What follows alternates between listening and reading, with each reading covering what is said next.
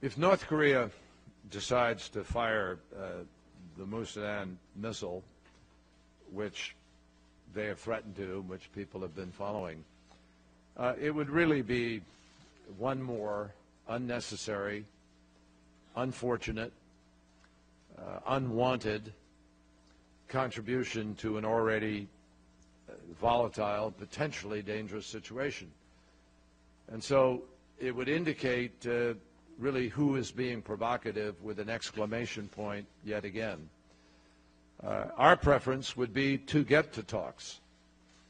Our preference would be to, through the six-party or through bilateral means, get to a place where we are talking about the real future, which is the future of denuclearizing and ultimately, hopefully, depending on the choices that President Park and the Republic of Korea make, ultimately the reunification of the peninsula as a peaceful, non-nuclear entity.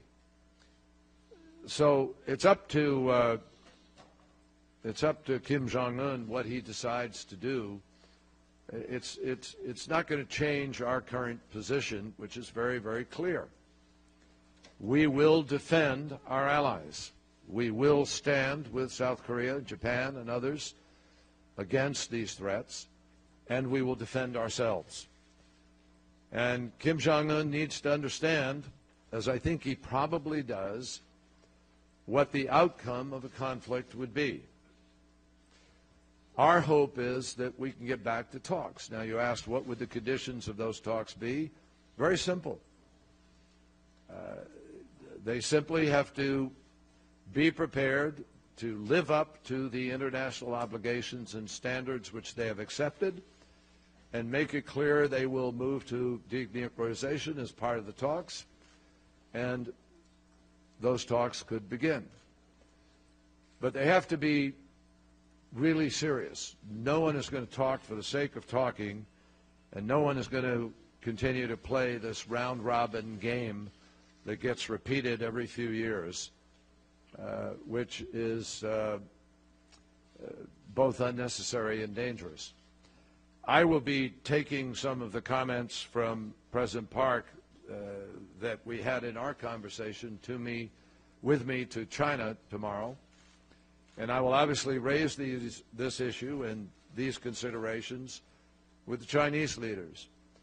And I think it's clear to everybody in the world that no country in the world has as close a relationship or as significant an impact on the DPRK than China. China has an enormous ability to help make a difference here.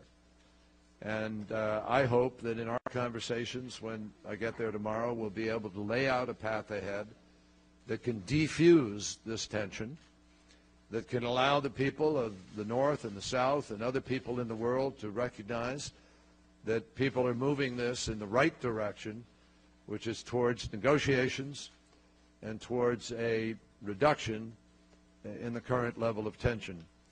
And that's our hope. But those are the conditions of talks.